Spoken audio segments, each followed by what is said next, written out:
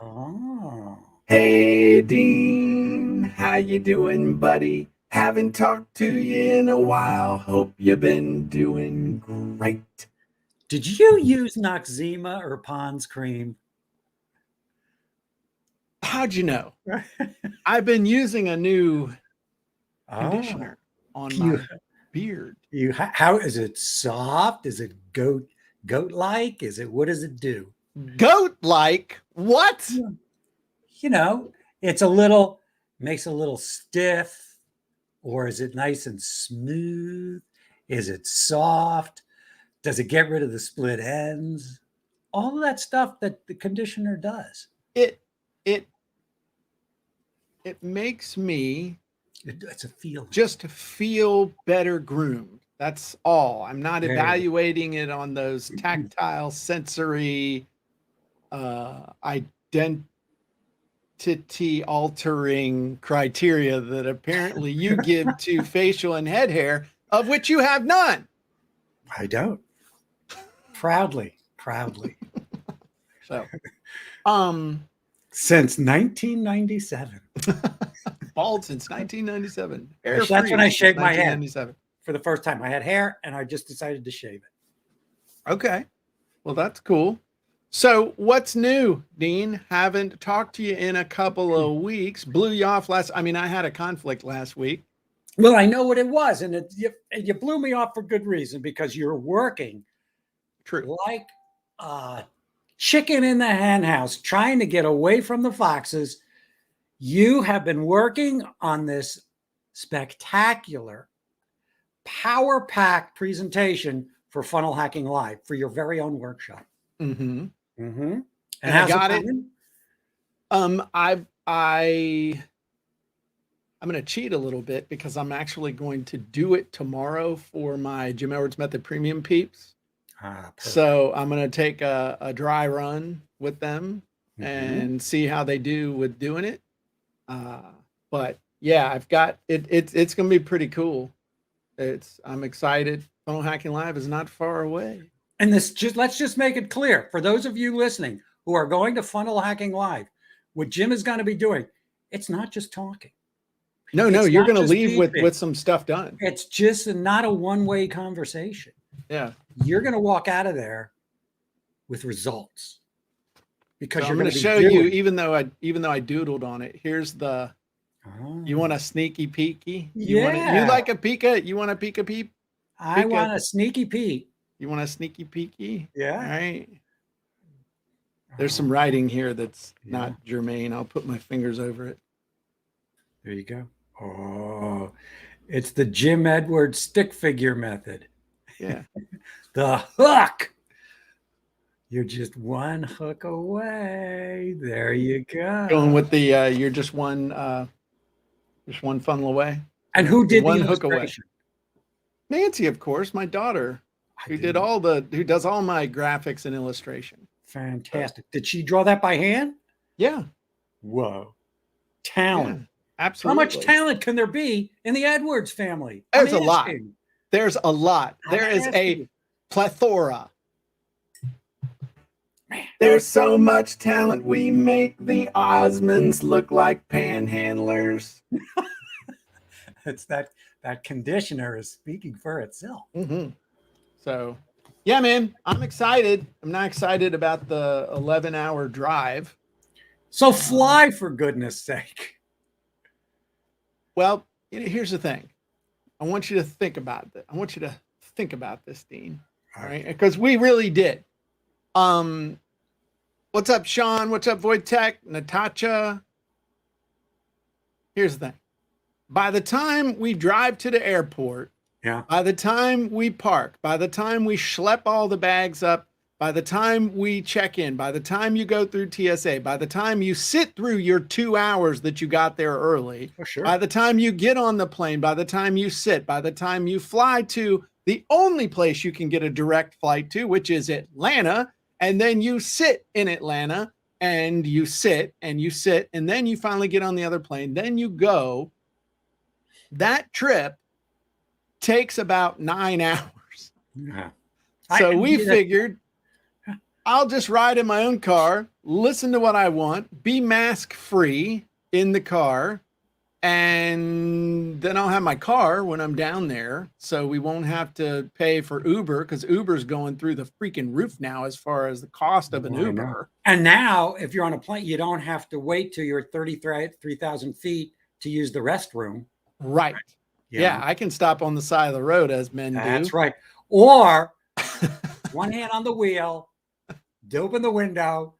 Terry's got her hand on the back of your belt as you lean out the driver's side. I was thinking more along the lines of a Gatorade wide mouth. So here's the other thing, though.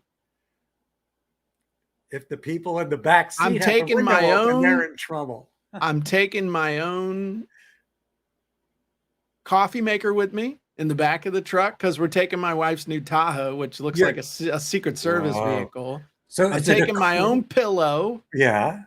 I'm taking my own gear, and I'm going to be comfortable while we're there. I know there is nothing more important than your own pillow at a hotel. Seriously, because a lot of these hotels, I like a flat pillow personally, and they're 8 feet high. They think that fluffy and cushiony, and your neck is. You need traction after you sleep in a hotel. No, my personal opinion. I'm with you, dude. I was in a real bad car accident in 1991. And so the only thing, I was in physical therapy for a year. And the only thing that helped me with my neck and my neck pain was I got a Sobakawa pillow. One of the ones that are filled with those Sobakawa husks, buckwheat husks. Yeah. And so you talk about a flat pillow. It is like a brick and it is hard as a rock, but it immobilizes my neck and I can sleep and I wake up without neck pain. But if I try and sleep on one of those poofy, 2 foot thick pillows, man, my neck feels like a gang of little people. You can't say midgets, but a gang of little people had a street fight on my vertebrae. So I'm hearing your pain, bro. I'm telling you. So Sean says, hello, Jim and Dean. Hello, Sean. He says, we are mask free right now. I'm staying at the Crown Plaza right now. I'm expecting that. Well, you got to wear a mask on a plane. That's why I'm and in the airport and in the airport. And I'm praying to God that they don't have the mask mandate in the hotel, but I don't know. But it doesn't matter. We're going. But I think you should create a special mask just for your goatee. If it was longer, almost to the point where I can flip it up so that it covers my mouth. Yeah. Heck, I'm wearing it like the dipsticks that don't know that it's supposed to go over your nose too. I can wear my beard just like this. You could, just a piece of, gaffer's tape right there to hold it in place. Read my mind. Sean says, what's up, bro? Jim Edwards. What's up, bro, Sean? You create a monster, dude. In addition to doing the first book, I have Peeps converting content in a membership site for my second book, ETA, to launch both October 1st. Good for you, man. Good for you. That's an action taker right there, boy. And a membership site is no small feat. No done. There you go. This guy. What do you think, Dean? Yep. Is that PPE? Does that qualify as PPE? I would. That would pass. TSA approved. Well, but it's not covering my nose though, so it wouldn't be approved. But it's homemade. So I some homemade this. Absolutely. All right. So bye, Sean. We'll see you soon. Man, I'm feeling more of a filter on this. I feel like one of those whales that uses baleen. I should be filtering small animals and fish and krill exactly with this thing. I love it. Hey, show us your blowhole. So can I do that? Whales and krill, but not on. No, it would not on. There's my blowhole. Okay, there we go. So, what did you want to talk about today? What's on your mind? What can we? What's on my mind? You want to see my blowhole, you perv? I'll show it to you. All right. What? We're all waiting. You're just gonna have to wait. I don't show it for free. You got to go over on my OnlyFans page. Okay. Okay, this is getting hard to breathe. Uh-huh. Ow! That kind of sucked, Dean. But you know what? It's What? it's PPE compliant. PPE compliant. Yeah. Okay. Damn, that took some skin. Well, it just shows Anyway. the pain you're going through to entertain your audience. There you go.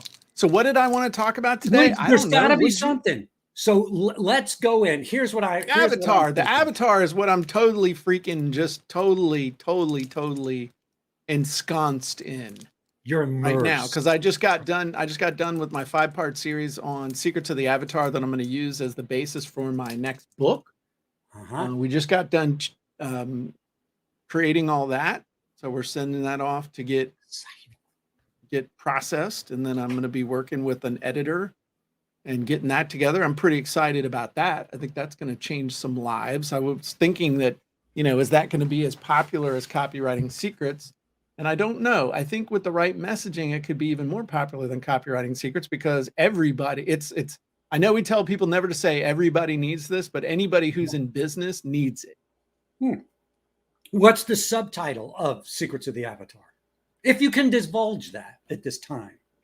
I can. You got to give me a second, because unlike Copywriting Secrets, where I have it, it rolls trippingly off the tongue. But I can tell you it's what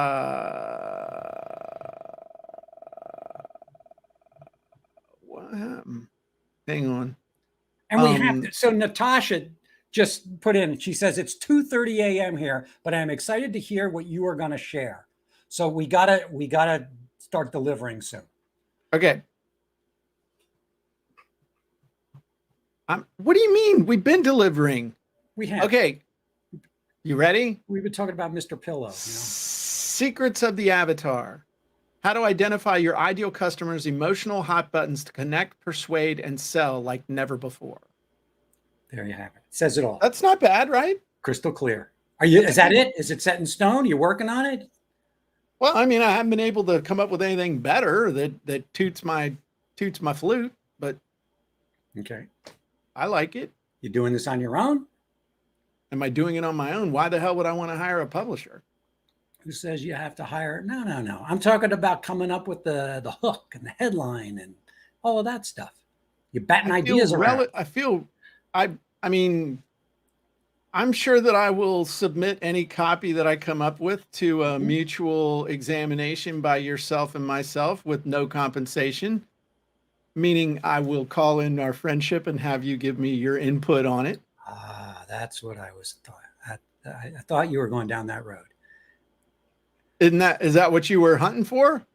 No, I just wanted to know if you hey, Nancy, what do you think of this? Terry. Oh, I do that all the time. I do that all the time with my team, because they know, they're dialed in. After I do a presentation, I ask them, hey, what do you think? Yeah. I guess Susan, as soon as I'm done, hey, what'd you think? Yeah, it was all right. I mean, they're like, yeah, it was pretty good. I think my team is more prone to tell me when something is completely jacked. Then they kind of know, they're so involved every day. It's hard to get your skirt fluffed over everything when there's stuff going on, but they're great sounding boards for stuff. And when something is way off, then I hear about it. So I think I want to run with what you just said, because it's so just exactly what you just said, that your team. So you're the CEO of your company. You're the kahuna, right? Hefe. F.A.? Hefe, not F.A., Hefe. Okay.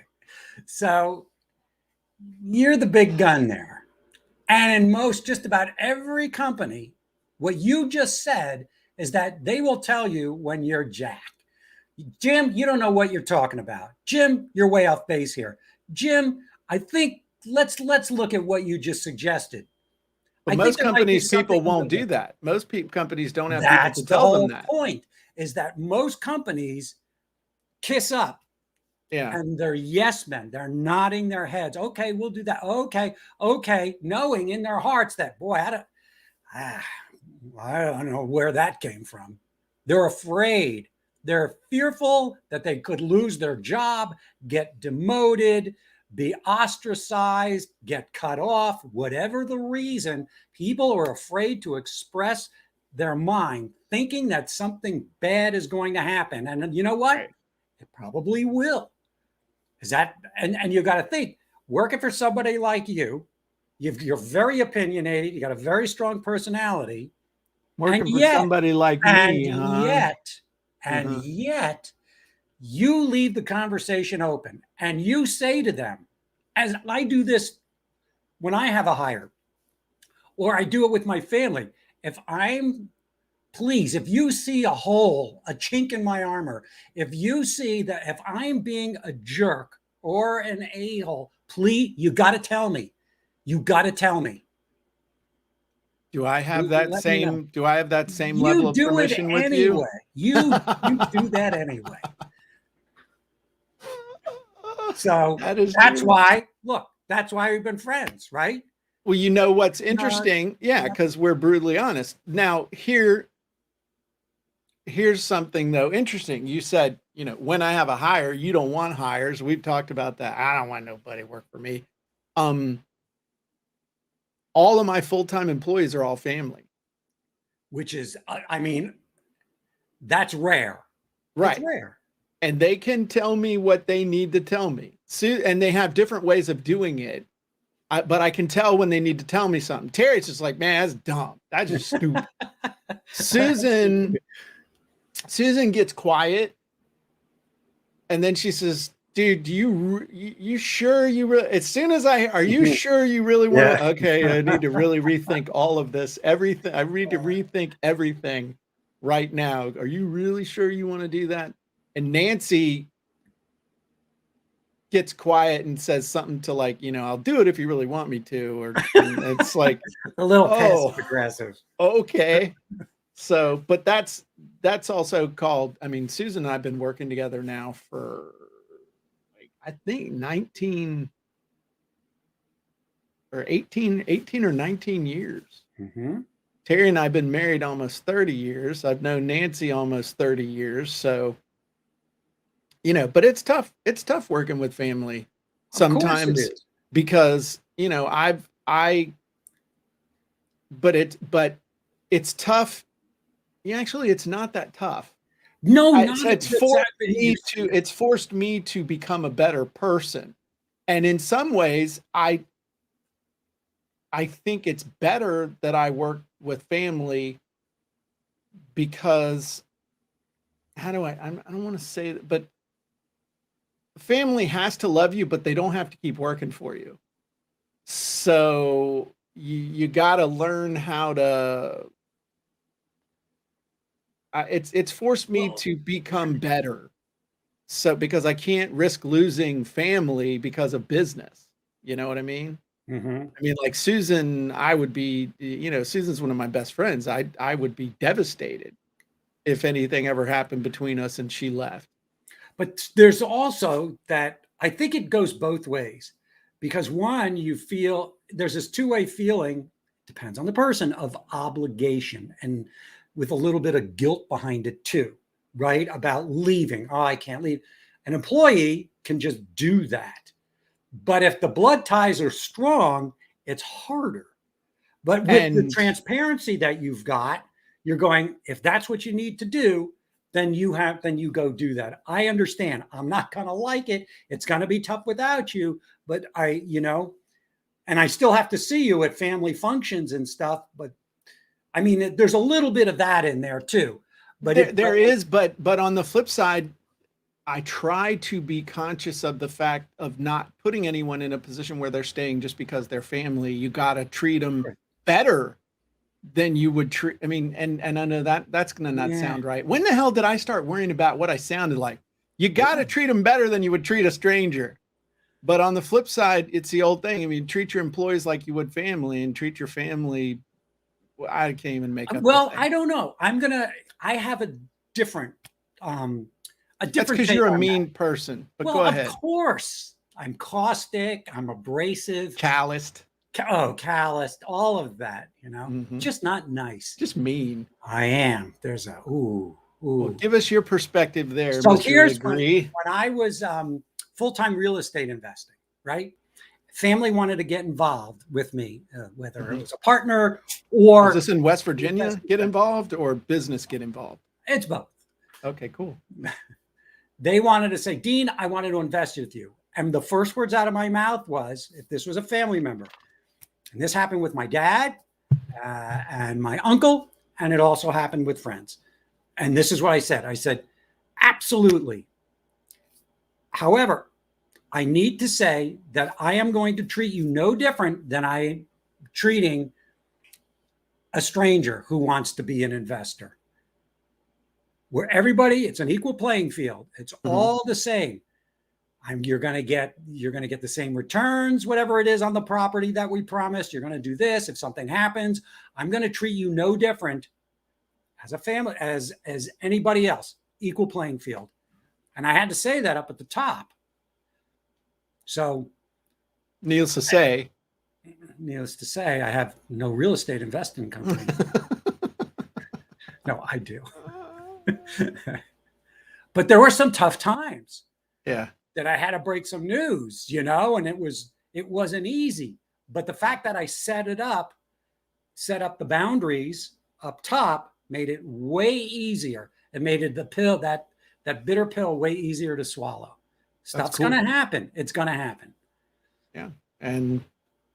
But you and I both know of businesses where family does get involved, and that family member may not be a fit for whatever they're doing. And it's just, they're the cog in the wheel, right? They're the thing and it's like, oh, do I fire this person? Do I put them in another department? And it just gets, and nothing happens. It just keeps going on and on and on, where that's all you're thinking about.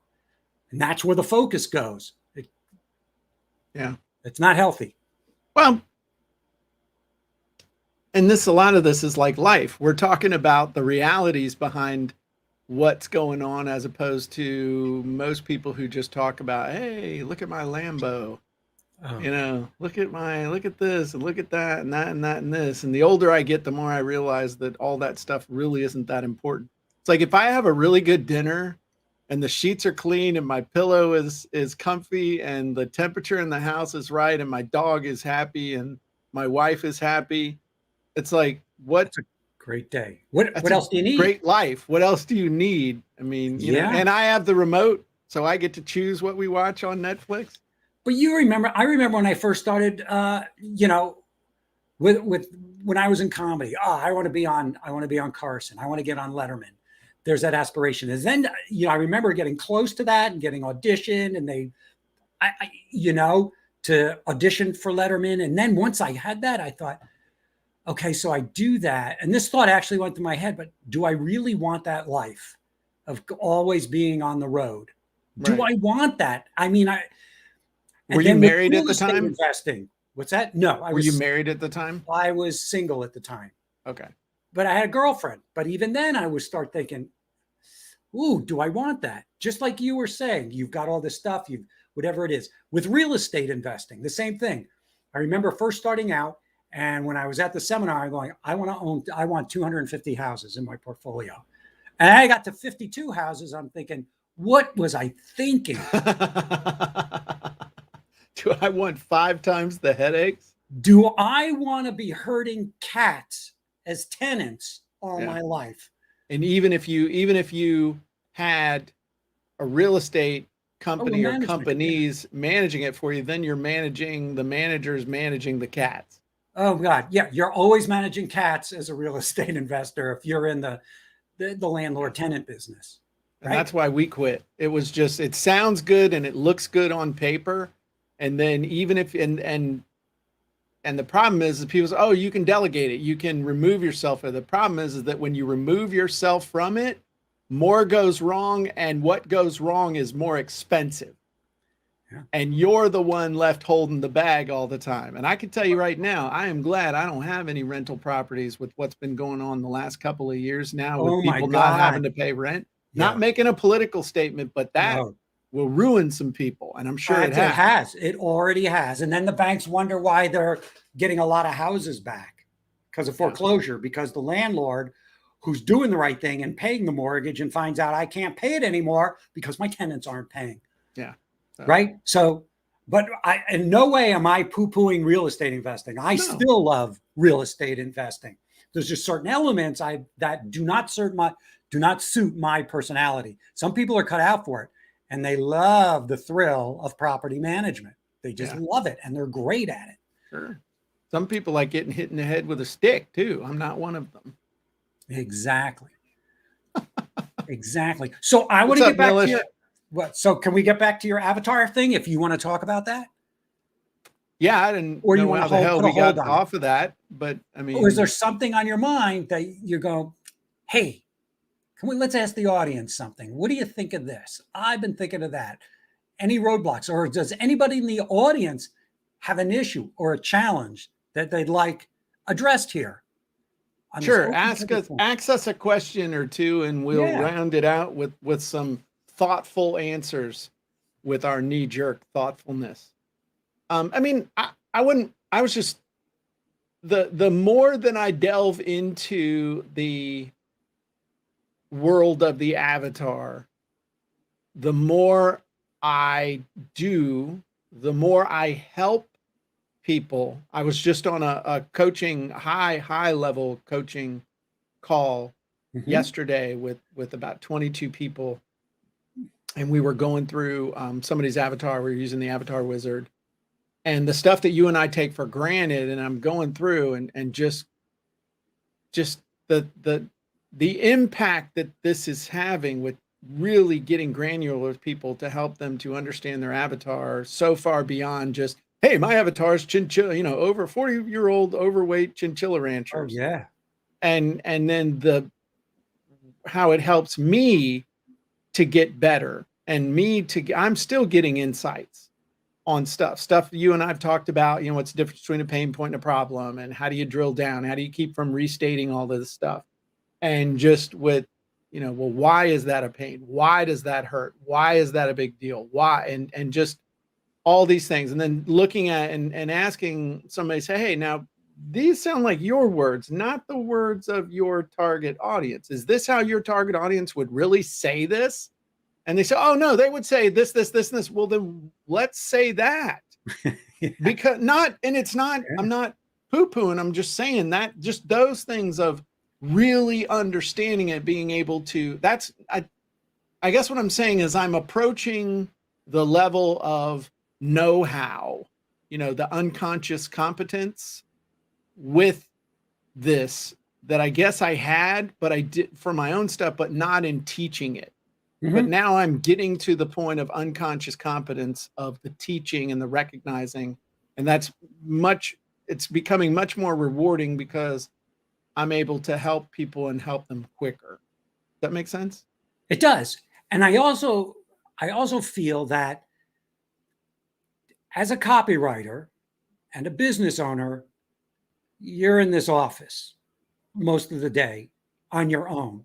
So all of this stuff is going on in your head. And when you get an opportunity to vocalize it with a group of people, it sounds new. It sounds, and things come to you like, I didn't think of it that way before, because you're getting it out of your body, right? And you're getting a sounding board and you're getting people asking you questions that evoke and provoke you and go, oh, that's good. That's good. I didn't think of that. Or you're also seeing where you hit a nerve with somebody, a way that they wasn't thinking of something before, right? But just by simply voicing it and expressing it, rather than, okay, what questions do I ask? How do I build this up, right? All the questions that are in the web and avatar or the avatar profile script that all of this is based on. So. And it's the same with me. When I get on a phone call with a client and I start talking, I'm going, oh, I didn't really, I'm with this every day, but I didn't realize that. It didn't sink in till now. Right. I didn't actually absorb it and adsorb it and feel it. Yeah. And that launches me, at least me, on a whole new journey of discovery, which, me, I love discovering new things and trying them and seeing how they work or what does work, what doesn't work and stuff. And thinking about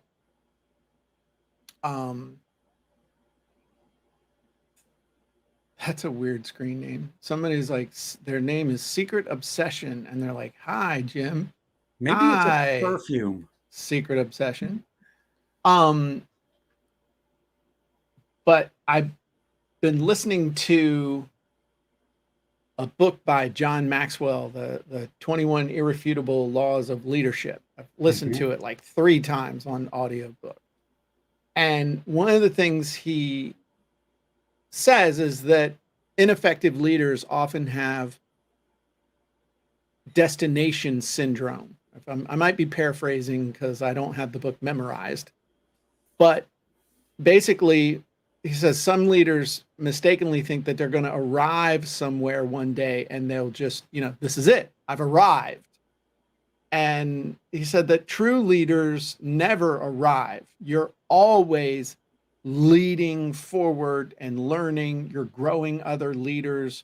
You're getting better and better at your craft. You're refining your ability. You never arrive.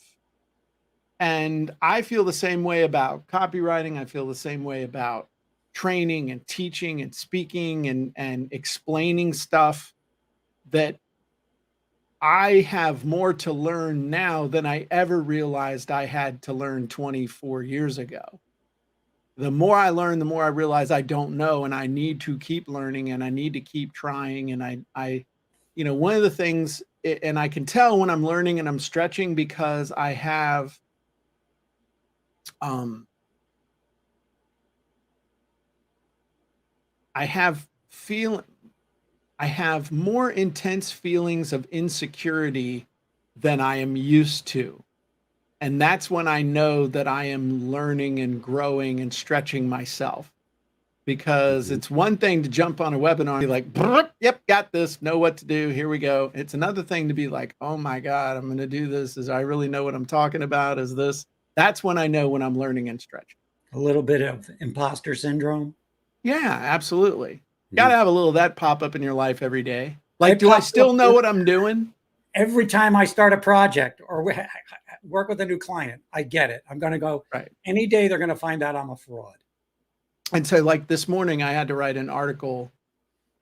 And when you're going to stuff like Funnel Hacking Live, and I was explaining to my dear wife today when she said, why aren't you taking a lunch break?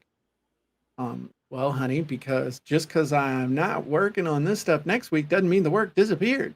So it gets put into this week and the week after. Well, it looks to me like it all came into this week. Yes, honey, I know. But I don't have anything scheduled Friday. Well, we're going to be packing and doing this. Yes, dear. My point, and I do have one, is that I've totally lost my place. And I don't remember what the heck I was talking about just now because I went off on a tangent. What was I talking about, Dean? Well, you were talking about all the stuff that you had to do. You were talking about the 21 irrefutable laws of leadership and a little bit of imposter syndrome, where you start, the more you learn, you get to this place where you start to feel insecure about, I don't know if I know this enough to teach it. And I think that's a good thing. And then because if you're not feeling to Funnel Hacking Live. Oh, right. So, yeah. So I'm teaching something that I've taught before, but I'm still feeling insecure about what I'm teaching, because it's a lot of people. Mm-hmm. And so there's more pressure, but there's also more growth. There's a payoff.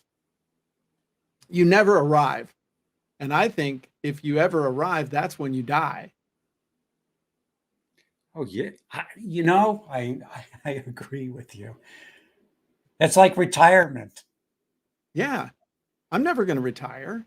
I can't see it. I just don't know what that looks like because I don't have a picture of it, because I don't think about. Oh, I remember it. I remember. Okay. So today I'm writing an article. I wrote an article. It was like 750 words. Now I wrote a real syndicated newspaper column for 10 years with real editors and real papers and real stuff. And today I had to write a 750 word article that's going to go in a newsletter for like 2,000 people. And I still had that feeling of like, is this good enough? Do I know what the hell I'm talking about? Is this polished enough? Are they going to like this? Is this going to be, because it's a big deal, this newsletter that's going in. And I think sometimes it's good to feel that. You never want to get too comfortable. That was the point. You never arrived where anything that comes from your mouth is God's gift to humanity and it doesn't matter. Pfft, no way. When I was doing stand-up, the same thing. Even though I knew my act, I knew that I would go off book and just improvise with an audience. But every time I was ready to go on stage, and I remember so distinctly standing in the back of the room in New York City at the Improv, and I was up next, and the MC is doing that, it was 5 minute thing in between each 5 minute of comedy or jokes or just talking with the audience before they bring the next comic up. I'd be pacing and I'd be so nervous, whether it was just a couple of people in the room, which would happen sometimes, or if it was half full, or it didn't matter how many people were in the room.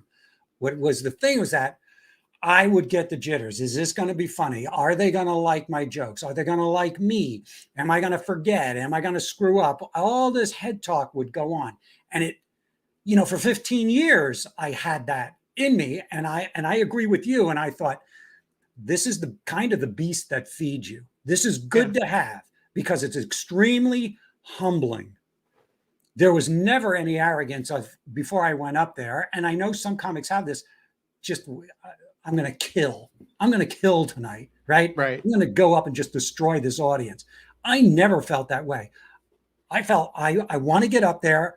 And I remember it was the same feeling I had when in sports in high school, whether it was playing soccer or running track or wrestling. I'd be so nervous until either the gun went off where I had to, run the quarter mile, or until I was facing an opponent on the wrestling mat. I'd be so darn nervous. I mean, from the day before, that night, the day of, I couldn't study in school because I was always thinking about the match. But as soon as the ref blew the whistle and I touched, and you touched your opponent, then it went away. Then that nervousness went away. But I agree with you. I think that feeling is really important because it keeps you in check. And it all, Yep. So a couple comments and stuff, and then I think we're going to wrap this up. Peter says, JM had Simon Sinek on his podcast and spoke about the infinite game. What's the infinite game? Is that just like the never-ending, the never-ending story of your life type thing? I'll have to look that up. I like Simon Sinek. Yeah, he's interesting. Somebody said, stay humble. Somebody else said, it's great to know even you guys still feel nerves and imposter syndromes some days, sometimes. Yeah, only like every day. And Sean says, I'm in the middle of writing an ebook called The Secrets of How to Find Programs to Help the Homeless People Get Off Drugs Through the Power of Entrepreneurship Without Using Counselors That Have Not Been There. It's been using the 7-day ebook platform. Awesome. That's great. My only question, and I put this in there, but sometimes comments don't show up where you think they will. My only question was, that sounds cool and it sounds noble, but who is the actual target audience to buy this? Because obviously you're not going to sell it to homeless people because they probably don't have internet access. And they might. Money. I don't know, but they don't have money. Or they might. I don't know. Yeah. But who's the audience and what's the payoff for them to be able to to buy it? I mean, it sounds noble. And maybe it's a nonprofit. So counselors. Cool. All right, cool. And Peter just put the line at Amazon, The Infinite Game. Cool. I will check that out. I like Simon Sinek. I like that. Was one of his books, Leaders Eat Last, and his first one was Start with Why. Yes, and I read that. I thought it was good. He's got an amazing couple of videos on YouTube about the Start with Why. It's great. I remember seeing him in when Infusionsoft was Infusionsoft. It wasn't Keep, and he was and Simon Sinek was a keynote. I think in the same year as Seth Godin. It was just an amazing seminar. I have mixed feelings about Seth Godin. I think he is really smart, but I've just he's never felt relatable. Never felt relatable. That's the only cut. Smart, super smart guy. Yeah. You get that. But that's the only thing. But like with Simon Sinek, I feel like I could sit down and drink a beer with that guy, even though I don't drink beer. But I don't feel that way. Hot toddy. Or a tea. So and it's interesting how you should be able to separate your feelings about the persona from the from the information, but it seems really hard to do. It isn't easy. I remember I read this book years ago. I think it was like 1987. I read a book called The Education of Little Tree. And it was one of my favorite books. And Robert Redford had, I wanted to option the book from the author and write the screenplay for it. Then I found out that Robert Redford's company optioned it, and later on, years later, they made a movie. But the point is, I love this book. And then I found out that the guy who wrote the book was a pseudonym, and he was a grand wizard in the KKK. What? And I could not believe that somebody with that kind of bent and, element of prejudice and hatred could write such a beautiful, heartfelt book. So I was torn between the art and the artist. Yeah. I loved the book, but it was just so hard removing them from and I was recommending this book I remember I gave it to my girlfriend at the time, and I recommended it to other people. And then when I found that, I was like, oh my God. Nothing is either good nor bad, but thinking makes it so. That's right. No judgment. Exactly. Right. So anyway, that's a very interesting story. But it's just to your point, right? How do you separate the art from the artist? Right. The message from the messenger. It's not easy. But you got to be aware of it, and that's why you got to kind of watch the personality that you. This is something that's important. There's a copywriting lesson in here, and then we need to kind of end with that. You have to be cognizant, conscious, aware of the persona that is coming through in your copy.